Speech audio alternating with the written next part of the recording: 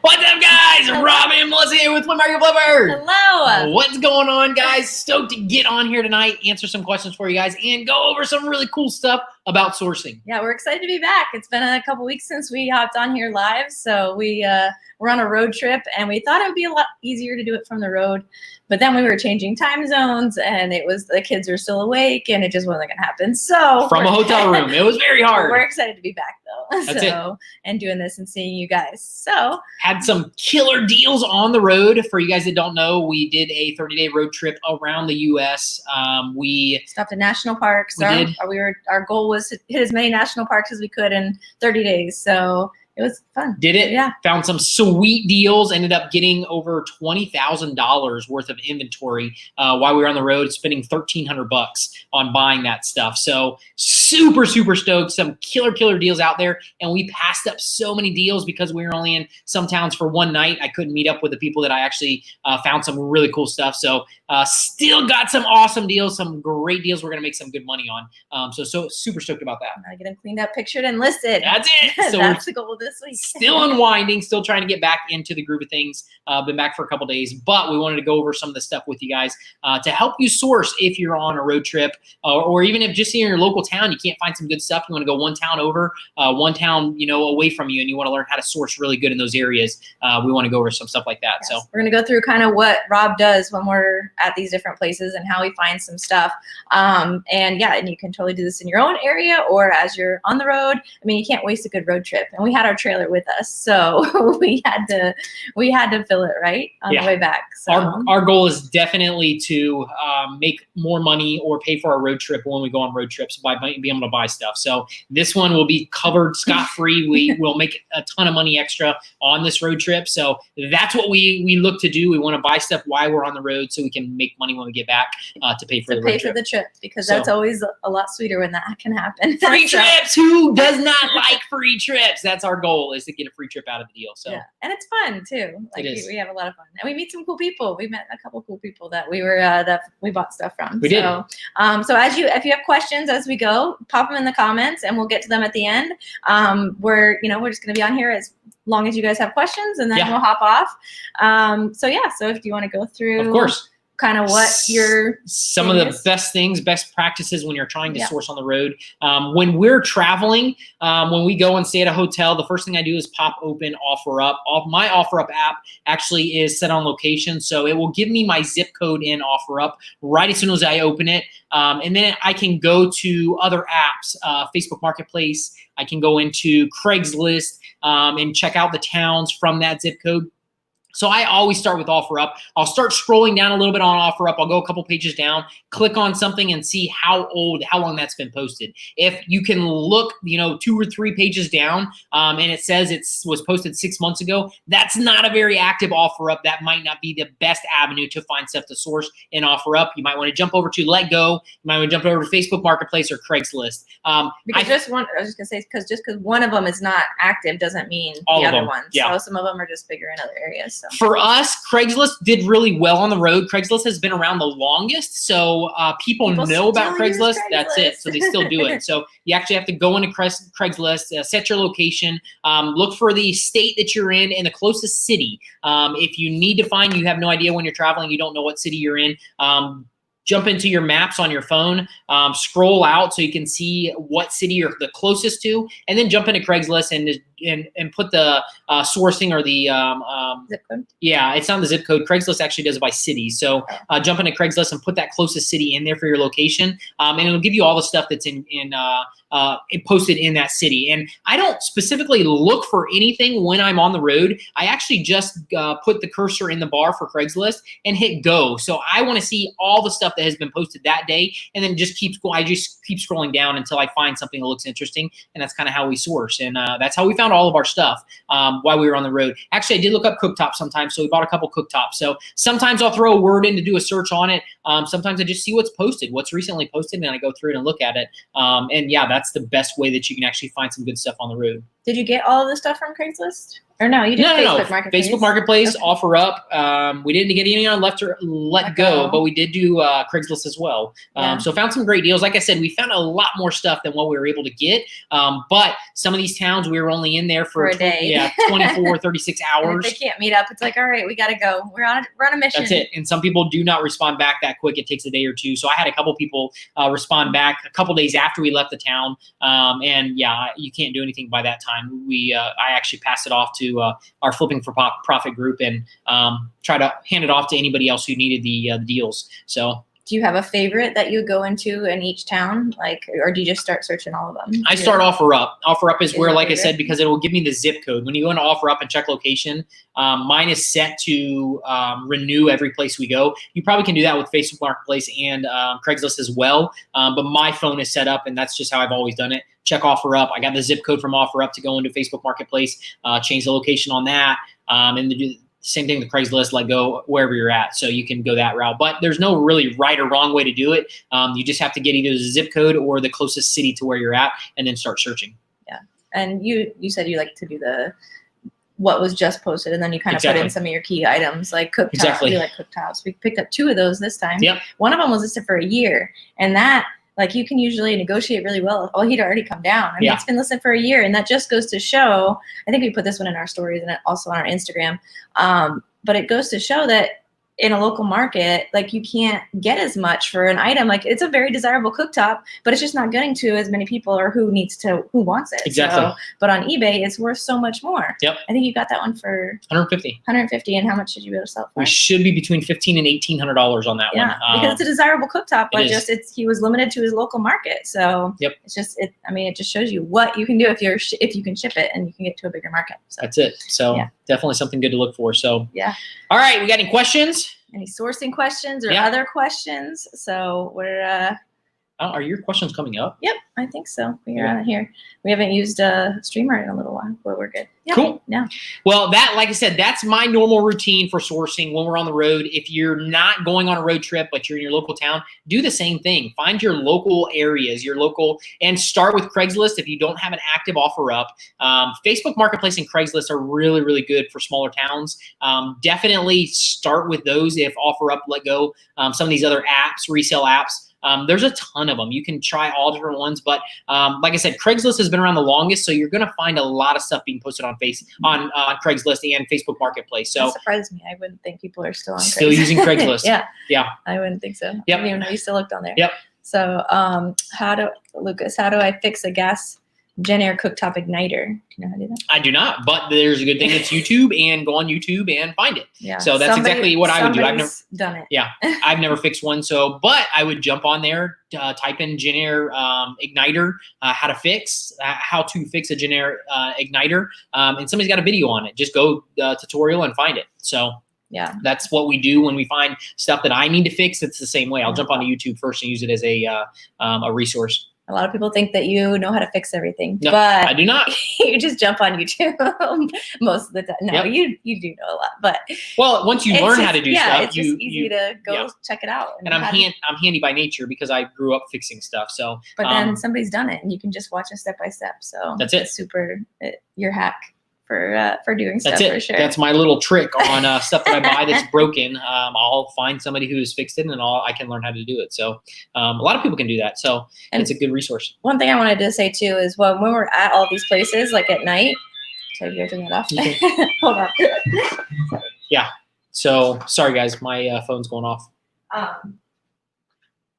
No, I was just gonna say that you're not spending hours a day. You're driving. He drove the whole time while we were driving, to all these different locations. Yeah. So at the end of the day, to relax, you're looking at things, you're scrolling through for about 15, 20 minutes. That's my unplug at the end of the day. So, so it's only a couple minutes. You're not spending hours doing it and looking, you just look for it. But if you make that consistency, we've talked about that forever. Like consistency will build this business so much more important than like going really hard for a week or two, like putting it all in and then just quitting. But if you can just do little bits every day or be consistent, like that is a huge bonus. So huge for sure. What are your biggest profit items under £1?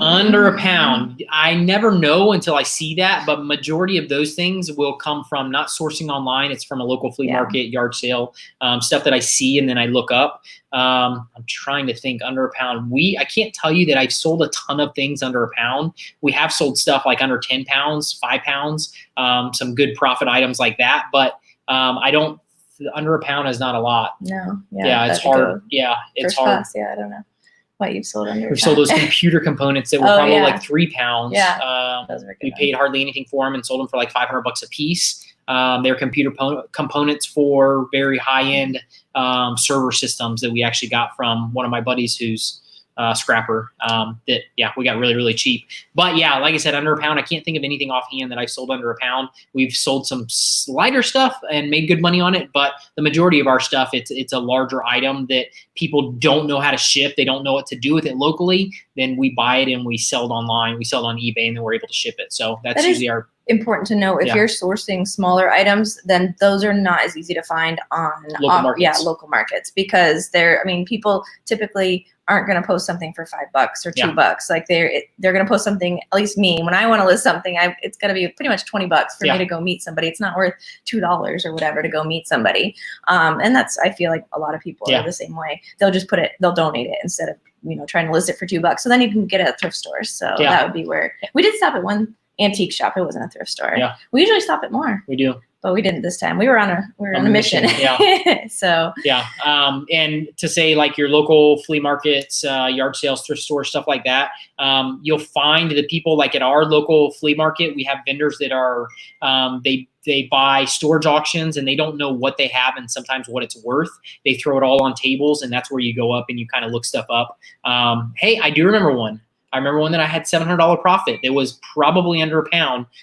It was at one. What did you call it? The had that long tube on it, and it was a camera that you looked into. Endoscope. Yeah. I bought 3 of those endoscopes, and I don't remember what I paid. I think the guy sold them. Don't quote me on this, but it wasn't that much.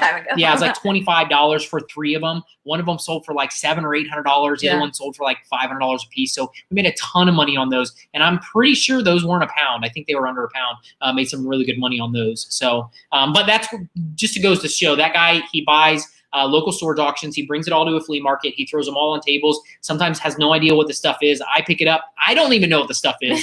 I'll do a quick search from names, model numbers, and stuff like that to see what it is, and then I buy it from the guy. And that's kind of the routine. And I'm more drawn to larger items because not a lot of people will do larger items, and there's a lot of profit in the larger items. I enjoy that. I enjoy the less amount of work that I can put into an item is usually a larger item. The less I have to work on that item, and then I'm able to sell it and make a higher profit. That's what appeals to me, so I can spend more time with my family. That's just what our business model is and what has worked really well for us. But you have done a couple smalls. I do. A lot of people do really well with smalls too. I will not pass up smalls, but I usually want a high profit on the smalls when I find them. So that camera we got, I don't know if that's not under a pound. It's probably like 3 pounds though. The camera, we should get like almost $200 for that. We've got it for $20. That came from Goodwill. Yeah, Goodwill. So not very heavy. Easy, something easy to ship. A small camera. Yeah. Sherry said hi, Rob. And Melissa. Hi, Sherry. Lucas, how do you approach a contractor about buying cooktops, etc.? Contractor. You might mean more like the people that we would contact would be like somebody that you see on OfferUp that's selling that, and then you go and you look at what else they have for sale. So it's because people like a scrapper guy or whoever it is that has a whole, like that one guy you found on OfferUp not that long ago that has just like all this other, like he just has a whole bunch of stuff listed on OfferUp. So like he's getting this stuff like coming in all the time. Yeah. So he's trying to unload it. So that's how you build a contact. Like you can look and see. We just look for cooktops. A lot of times people redo their kitchens and they get rid of cooktops, ovens, stuff like that. When they're not really bad, they just want to update a kitchen, put stainless steel stuff in, and they'll sell that stuff for next to nothing. They don't know. They don't really care about it. A lot of appliance places, when you go, and that might be a great place to check for a contact, is an appliance store who does a lot of upgrades. They sell a lot of newer stuff. sometimes they'll just take the old appliances and then they'll throw them away or scrap them. That's a good contact. We personally don't have a contact like that. I just look for those homeowners who remodel their kitchen and then they don't want to throw the stuff away, so they'll put it on very, very cheap. And that's what we look for. We look for those items that we can buy cheap and then don't make. want to mess with shipping. That's it. Yeah. We can make anywhere from $300-$500 to $2,000 on cooktops sometimes if they're still in good condition and they work. Yeah, you can still make on the one that we got on the road, $150 we spent on it, and we should make $1,500 to $1,800. And it's a used cooktop. It's nothing new. It's probably like 8 or 10 years old. But it is also a big cooktop. It's 45 inches, which that just makes it a lot more expensive and makes us be able to make a lot more money on it. So those are some things that I'm drawn to when I'm looking for it. I know that bigger cooktop is worth more money, so you can pay a little bit more money for those cooktops, and it's a higher end cooktop when they get that big. So. Elizabeth, I sold a bonnet for $65 last night. That was 3 ounces. Nice, good job. Love those. We have a Hoveround that needs a new battery. Sell as is or go get a battery. I personally would do the battery. I would go on Amazon. We've sold a couple of Hoverounds. We've sold a couple of them, and I look for those ones that have bad batteries. I would go on Amazon, go on eBay, find that exact amp hour battery that you need. It's actually going to be 2 batteries probably for the Hoveround. Yeah, 2 to 4 batteries, because I think Hoverounds are 24 volt. So you're going to have 2 12-volt batteries in there. I would go and order them, stick them back in. It's just about unbolting them and bolting them back in. If you already have the charger, I'd sell it. You're going to make a lot more money. Last Hoveround I sold, I think we sold it for like $1,000. And I shipped it. Needed batteries. It did. So. Yeah, I changed the batteries and I shipped it, and it was a great unit. I mean, it was a great unit for somebody. Instead of them having to spend anywhere from $2,500 to $10,000, $15,000 for those scooters. I don't know what the Hoveround retails for, but they have some high-end electric scooters that I saved the people money, and I made money on the deal. So yeah, I would change the batteries out and make the money on it. Stacy's done it too. Yeah. I walked Stacy through doing it. So changing the batteries. Yeah. Yeah. Is it hard? No, not hard at all. It's just unbolting. I mean, if you have a couple little wrenches, that's unbolting it. Make sure you get it back in the same exact way. I personally wouldn't buy them from Hoveround. I wouldn't buy them from the manufacturer company. You can open the batteries and it'll tell you 12 volt, 16 amp hour, AMH, I think is how they do it. You want to go on Amazon or eBay and find those exact batteries that are listed that way, a 12 volt, 16 amp hour, 20 amp hour, whatever it is in that Hoveround, and buy the exact same ones that are not labeled just for that scooter or from the manufacturer, because the manufacturers, their upcharge on it's going to be probably you're going to spend $250 per battery, somewhere like that. You can get them online. I'm probably $50 or $60 a battery, maybe even less than that, depending on from what size battery you have. Yeah. So definitely don't go and buy the name brand stuff. I would buy the stuff that's just Amazon or eBay's batteries that have the correct ampere hour for that scooter. Lucas asked, was yours a range top, the one that we picked up?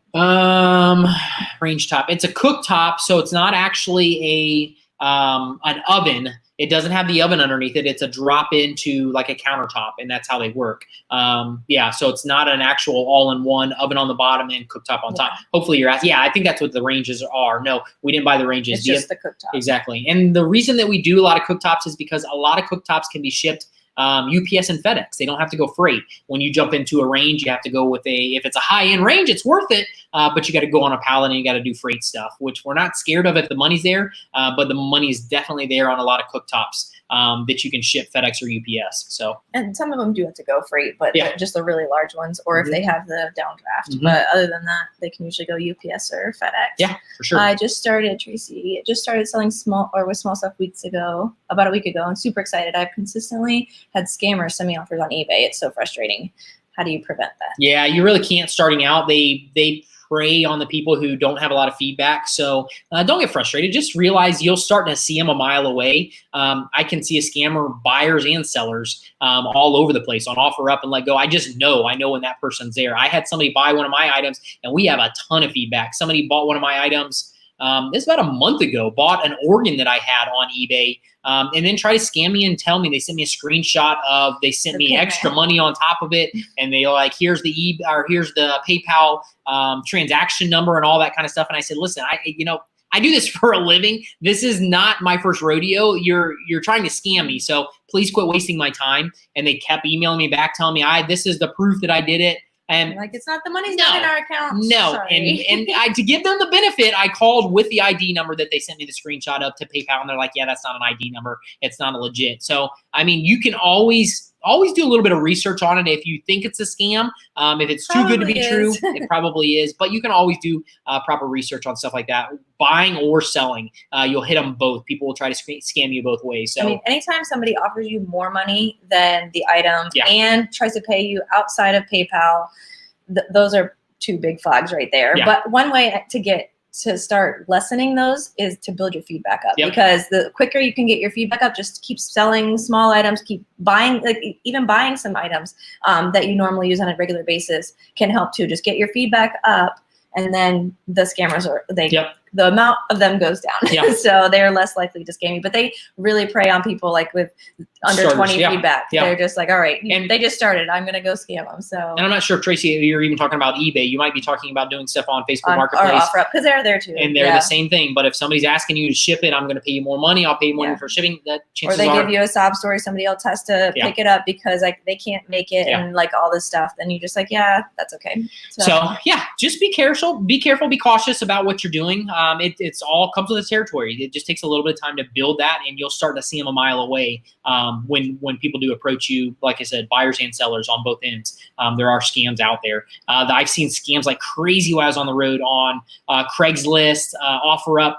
People who put a picture of something, the price is like ridiculous, like an enclosed trailer. Caught my eyes a couple times. The price was like $500. It's definitely a $2,000 enclosed trailer. And then they say, please email me here. I won't respond through the messenger. That's a scam. Anytime somebody's trying to get you to email them off the platform. That's it, to a different place. The 9 out of 10 times that's going to be a scam. They're trying to get your email so they can sell your email to somebody else. So just know that while you're sourcing, that happens. Always stay on the platform that you're using. Don't try to go somewhere else. Don't try to pay outside somewhere else. Exactly. Because that's what they try to do.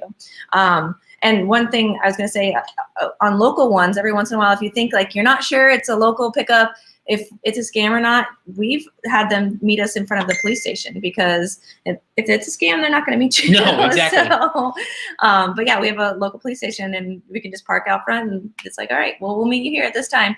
And if they don't even respond, then they're not going to show up. So that's definitely just good practice. When you're buying something, go to a public place. For sure. Whether it's always a public place. A police station, a supermarket, something like that, some public place to meet up. That's what we do. And definitely, if you say your local police station, if it's not too far from you to go meet there, you're not going to have scammers show up there. They are not going to show up there to scam you. So that's a great place to meet. She said, yes, they always send me a message to call them. Thank you.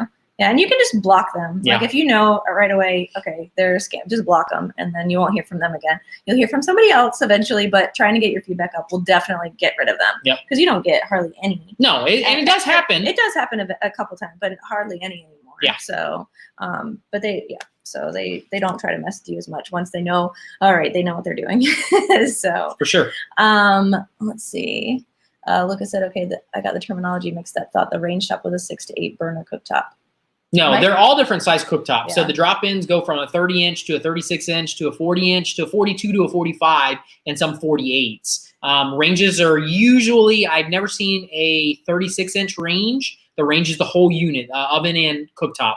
Ranges usually go from a 30-inch, if I'm not mistaken, up to a 40-inch, up to a 48-inch. And there might be a couple little variations, but yeah, the bigger you get on either side, ranges or just the plain drop-in cooktops, the bigger you get, the more expensive that they get, the more money they're worth. So if you see a big, a 36-inch, a 45-inch, something like that, and it's cheap, that might be something to look into and do some research on for sure.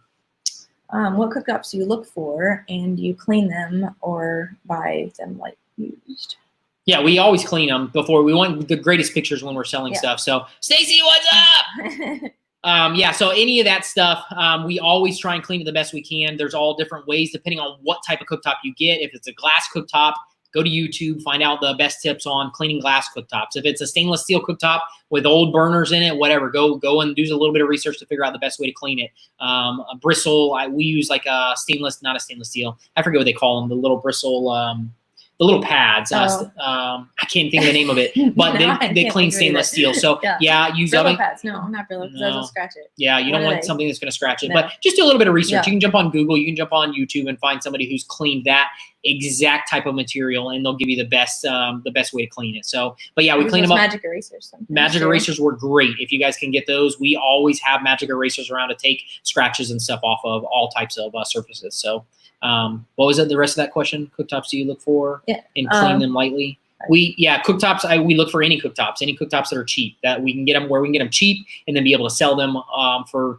I mean, decent cooktops usually sell from anywhere from $250 to a 30-inch cooktop, $250 you can get out of it, all the way up to $1,000, depending on what's the name brand, the size of it, that kind of stuff. That goes into huge play for what it's worth. But the bigger ones are always going to be. But you do well with the 30 We do. inches too. So We bought one of those on the road. and it's for the right price. Really, Yeah. that is a huge part of sourcing too that we should probably talk about is getting you don't want to ever get attached to an item. And if you see something, you're like, okay, Don't pay too much for it. Don't pay too much because your money is made in the buy. Yeah. And we've said that before. Like you cannot pay too much or your profits aren't there. Yeah. So if it's not there, it's okay to walk away. Yeah. And if the person you're not seeing what's the word I'm looking for? You can't come to an agreement. It's fine. Be like, okay, we try to 10x our profit. So the two cooktops we bought on the road, we bought one range and we bought two cooktops. The two cooktops we bought, one was a 45-inch. We paid $150 for. That's the one we'll get $1,500, which is 10 times, up to $18, maybe even $2,000. But I think 15 on the low end is what we'll get out of it. $150 to $1,500. The other cooktop we paid $40 for. And she had it for $25, but I paid her extra money because she met us halfway. She drove like 45 minutes. Yeah, I didn't way. have to drive as far to meet her. So I gave her extra money. I like doing that kind of stuff. And she was very appreciative. But I gave her $40 for it, and we'll be able to sell that one for $1,000. So that's over, that's almost 20% on my money markup. Yeah. In the range, we got $200 for the range, and we'll be able to make, I believe that's going to be that's a 40 or 42-inch range. That's the whole unit, top and bottom. We should be able to make anywhere from $2,500 to $3,500 on that range. So just to give you an idea, you definitely are making your money in the buy. You want to find the cheapest items you can, that people are asking for them, so you can make the most money. That's what we try to shoot for, is 10 times our money. Any suggestion for someone who wants to break into larger items but lives in a condo with no garage or forklift access? Yeah, of course. You don't have to have garage and forklift. I mean, one of the ladies who jumped into Flipper University, she jumped in about Lisa. I'm thinking of Lisa. She's up in California over a year ago. We helped her source an item. She got a double oven. I ended up finding for her. I helped her. We did some coaching with her, but helped her find that thing for free. She got it for free on OfferUp. The same scenario that I'm telling you. People were remodeling their kitchen. They did not want to throw it away. They offered it for free. She went and got it. She rented a truck. I think she rented either a truck or a trailer to pick it up. Brought it back to storage though. Nope. It was on there. She had a carport, and she put it underneath the carport. She brought it back. She rented a truck from U-Haul or Lowe's or whatever it was. She sold it within, I believe, a couple days. Yeah, it was pretty quick. In less than a week, around. Don't quote me on it. Like I said, it was pretty quick though. And then she put it on a pallet, and she was able to actually pick it up in the back of a trailer, pallet it in the trailer, and then take it. I think she delivered that actually to the terminal. And yeah, that's how she did it. But yeah, you just got to think outside the box. Don't always think you have to have forklifts to do. We never had any of that in the beginning. And you don't have to. There's just ways to do it with dollies. You can do it with a hand truck. We build pallets in the back of a truck or in a trailer before, so you don't have to lift it after you've got it on the pallet. You do it in the trailer or and storage. I don't usually recommend people going out and getting a storage unit, but that's your next step. If you're ready to go to the larger items and you don't have any storage where you can do anything, you might have to go get a cheap storage unit, paying $50 a month, something like that. Try it out for 3 months, spend $150 on your business, and put 1 or 2 things in there, sell them, see if you start doing good, you like it, then you start upgrading and go even further. So, but we usually don't like to recommend people buying trucks, trailers, and that kind of stuff. You can rent that stuff while you're starting out, before you can start building your bankroll to be able to buy stuff. Buy that stuff that you upgrade into once you like this business. So we started in a 600 square foot house. So for the first 5 years of our marriage, we bought a little shed in the back, and that was it. Yeah. So, but there was no storage in our house whatsoever. So it can be done for sure. For sure. But yeah, what does it say? What is the highest profit niche? I don't know. That niche, like what's your highest there's so many. Weird stuff. I love the weird stuff. Yeah. Our highest profit that we sold something for $25,000 on one sale, and it was a parking lot security tower is what it was. We bought it from a local auction. We paid $5,000 for it. Melissa hates it when I spend that kind of money. We don't do it very often. I can name on one hand how many times I've spent that kind of money. I never liked any of them. No, but we made $20,000 on that deal. And I probably could have made a lot more had I wanted to sit on it a little bit longer. That sold in less than 30 days and we made $20,000 on it. Yeah. So that's been our highest one, but there's it's so many weird stuff. Niches that are so good though. Like it's hard to say like what's the highest profit because there's so many that it depends kind of what you like and what you That's what you're going to do the best at. It's what you're going to like to do and what you're going to train your eye to find. And it just, it gets easier. And so then you like it more. We tend to like the commercial items. So that's a huge thing for us. Exercise equipment, commercial restaurant equipment, whatever. But there's so many out there. Yeah. You can just start with a couple and then you can grow and then you kind of do find a niche, what you like to do. Yeah. So. Furniture flippers, I think there is a huge niche that is totally missed out on furniture flippers not shipping their items. They can make so much more money on shipping their items when they do these amazing repurposes and these items that are just amazing and they're one of a kind. If they got it to a higher audience, a larger audience, they could sell for so much more money and people would be so much willing to be able to pay the shipping so they could freight ship it to somebody. So I think that's a furniture market. Yes, really. Furniture flippers. If they got into the freight shipping, they could do amazing with that. So because so many people are online looking for stuff and buying stuff online that they want shipped to their house. And it's just like what we're telling you with all the stuff we're buying in the local markets. Furniture is the same way. You're only reaching so many people in your local market that if you bring it to a much bigger audience or a much bigger market, you're going to make so much more money and people are going to appreciate it and people are willing to pay the money to ship it. So like I said, that's to me, furniture flippers, they're missing out on some amazing profits and deals because of that. So I'm going to get into furniture one of these days. If the kids ever go back to school, then hopefully. Stacy said never had a truck or a trailer in the beginning. That's right. She just got a trailer just recently and she's been doing some freight stuff for over a year now, a year and a half, right? 2 years? Yeah. It's been a little while now. Yeah. And she just got a trailer just a couple months ago. Yeah. So, some storage places let you have a garage sale on Saturday nights right out of the unit. Nice. That's cool. That's Perfect. really fun. Yeah. We do that periodically. If we like to clean out some of our smaller inventory or whatever, we'll have a yard sale twice a year, like a big yard sale, and just kind of get rid of the stuff that you don't want to really donate because you don't want to see the money go away. But at the same time, if you can have a yard sale and make $500 to $1,000 in a weekend, then it's worth it to get rid of it. People get other new items and and you can sell them. So great. 2 years. Yep. It's 2 years. So let's go. No, I think that we're caught up. Sweet. Yeah. On any given day, there's so many high profit items. There really are. And it can be overwhelming. So it's finding a niche that you enjoy is a big part of it. Yeah. That's what we teach our students. If you're enjoying, like you have a hobby or you have a profession, whatever, it could be a hairstylist, it could be a carpenter, it could be whatever it is that you know about, that you already are, what's the right word? Skilled in that. Exactly. You already have the skills, so you don't have to learn the learning curve for those items that go with that that industry. It's so much easier to be able to start in that industry and then branch out as you start looking for other items. And then learn a different niche, like every couple months, broaden your horizon and what you do. Like, well, now we're going to focus on shoes, or now I'm going to focus on learning this. So then you train your eye to learn so many different things. But if you just try to go out and you've never done this before, it can be very overwhelming because there's so many items that could potentially make money. So, but yeah, picking 2 or 3 categories to start with is going to be your best way to go for sure. To start. So, I think we're caught up. Yeah. Awesome. You guys are awesome. So. We'll give for you guys that jumped on late, the quick recap. We did a 30-day road trip. We sourced while we were gone. We ended up getting a little over 21,000. Yeah, a little over almost $22,000 worth of inventory while we were on the road trip. In 7 items. That's it. And to pay for the road trip, which is awesome. We love doing that. And like I said from the beginning, I jump into OfferUp, look first. My phone is Uh-oh. My phone is set up for OfferUp location, so it gives me the actual zip code where I'm at, and then I'll go and plug it into Facebook Marketplace. I'll plug it into Find the Town, go into Craigslist, Let Go, all those other places. That's how we do it. Works really well for us. We could have bought a lot more items, but we could not meet up with people on the road while we were on the road. So because we had to go. We had to keep moving. That's it. That's it. We wanted to see as many things as we could see in 30 days. That's it. We did a big loop around the U.S., so we had a great time, and we're able to make money when you're able to go on a road trip or any trip for that matter and have it pay for itself. That's what our goal is. Yeah, it was a blast to do. So, what advice do you have about storage unit auctions?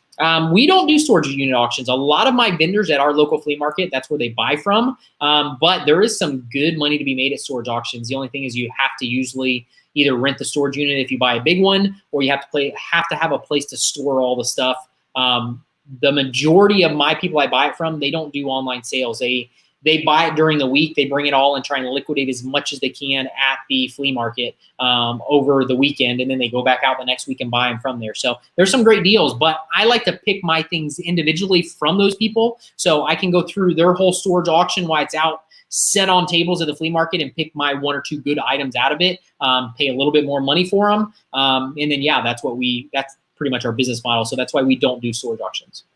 Do you spend more time sourcing than anything else? No, absolutely not. I mean, but you would like to. I love sourcing, but even on our road trip, I mean, we were gone for 30 days, and I maybe spent a total of, I don't know, 10 minutes at night for the whole vacation. I mean, every night. Exactly, for the road trip. I just would sit down, and that's kind of, to me, it's how I unwind. It's how I relax, is just start looking in a couple of the different apps and try to find some deals. So no, I don't. I mean, my eyes are really trained well from being in this for years. That I just scroll through stuff, and I'm not looking for, a lot of times I'm not looking for anything specific. I'm just looking for something that catches my eyes, and then I go in and do research. So, and then that's kind of how my history or my knowledge grows in this business, is because I'm consistent with it. I love doing it. I enjoy doing it. So yeah, I'm consistent with it, and I get better and better at the business. So.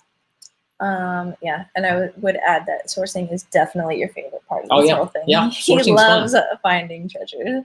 When you go to a thrift store, what is one item or items you're always looking for? I always look at strollers, and they're one of my favorites to do. But like strollers, cooktops, sleep number beds. There really isn't anything specifically. We just start looking for items that catch our eyes. They're all items that we've sold before, so then we just kind of know to keep a lookout for them. Yeah. And we've tried to venture into shoes. We're not as good as Bo at all, or Mario now in the group. He's killing it with shoes too.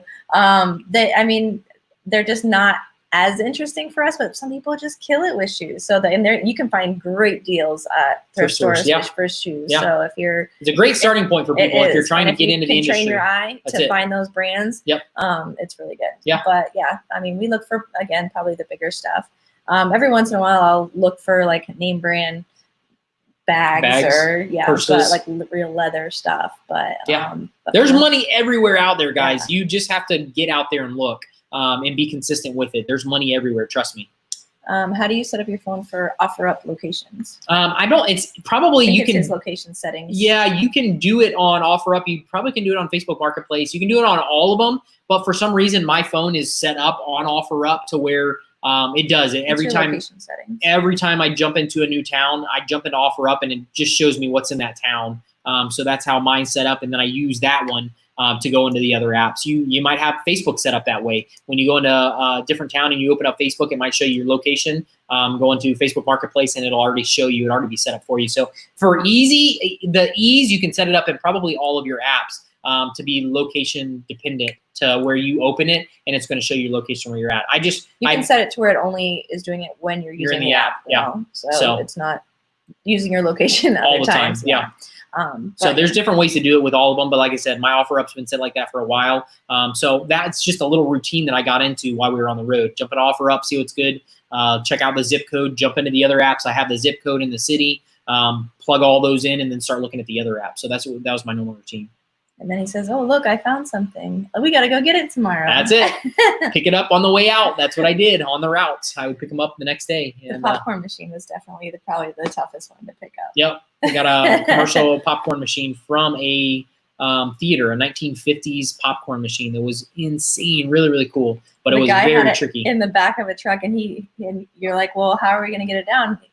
Any idea? He's Yeah, like, no idea. yeah, no, I don't know. So it was pretty fun. Good thing I had my nieces with me. That, To they help helped them me move get it down. Yeah, so it worked well. What is the rarest item you have found and sold? Rarest. I don't know.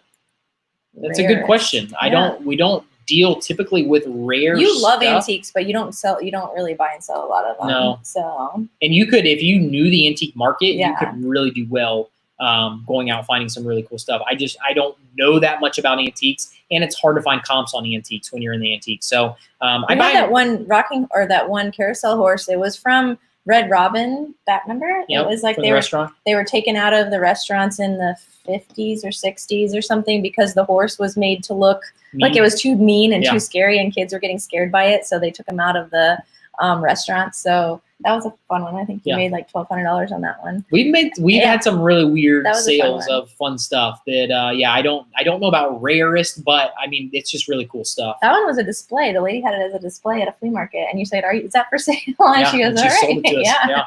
So that was fun. Yeah. But yeah, you don't do a lot of antiques. They are cool though, and it's fun to find the history Yeah. of different things like that. We looked it up, and it's like that's pretty cool. Yeah. To find that. So, anyways, Cool. yeah. We caught up? I think so. Awesome. All right, guys. We're Well, gonna we will. call it a night. Yeah, we'll sign off. Thanks for jumping on here, guys. Yeah. Like I said, we're trying to help And we're you. back on Monday night, That's so it. we will be here next Monday night. So Well, that's our. We want to build a routine of jumping on here, answering somebody's question, and then a question that we get asked. So if you guys do have any questions throughout the week, please submit them, throw them in. We're here to answer them, and then we'll go through for some Q&A on some other stuff if you guys need it. So yeah. All right. awesome. You guys are awesome. You guys rock. Have a great week. Go find some sweet deals, and we'll talk to you next week. All right. See ya. See ya.